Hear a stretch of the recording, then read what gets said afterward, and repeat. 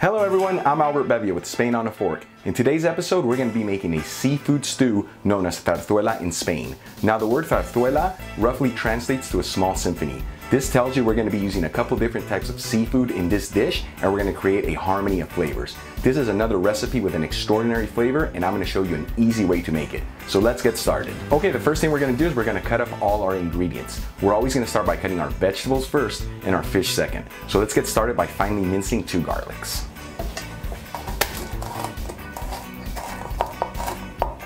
Next, we'll finely dice 1 onion. Next, we'll finely dice half of a red bell pepper. Okay, next we're going to start cutting our seafood. We'll get started by cutting our squid. I have 1 tube of squid I'm going to cut into 1/2 inch by 1/2 inch squares.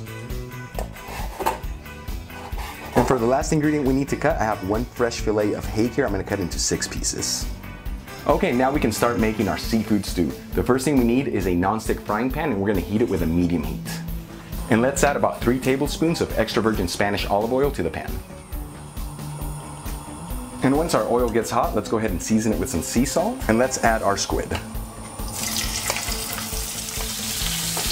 And after cooking our squid for about 2 minutes, let's go ahead and remove it from the pan. And now let's add our diced onions to the pan. And after cooking our onion for about 3 minutes, let's go ahead and add our 2 minced garlics. And 30 seconds after adding our garlic, and you can already smell that garlic fragrance, let's go ahead and add our diced red bell pepper to the pan.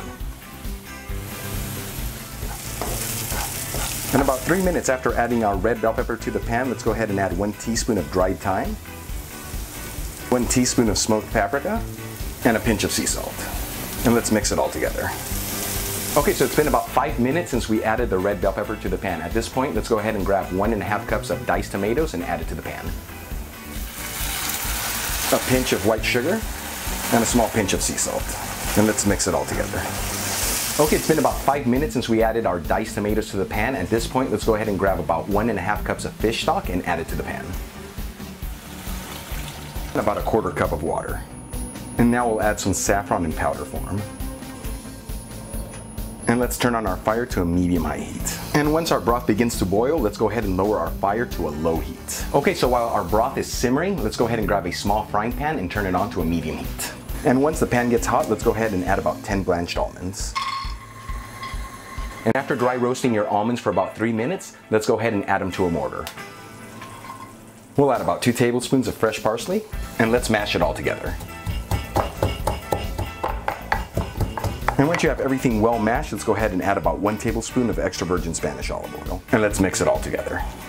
And now let's add our almond and parsley mixture to the pan. And let's mix it all together.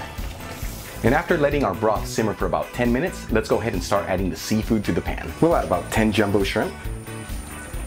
We'll add our squid that we cooked earlier to the pan, our pieces of hake, and about 8 fresh mussels.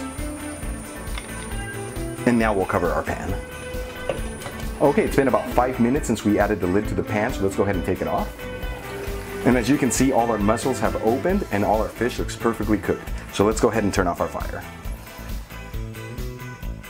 We'll sprinkle with some fresh parsley. And there's our finished dish of una zarzuela.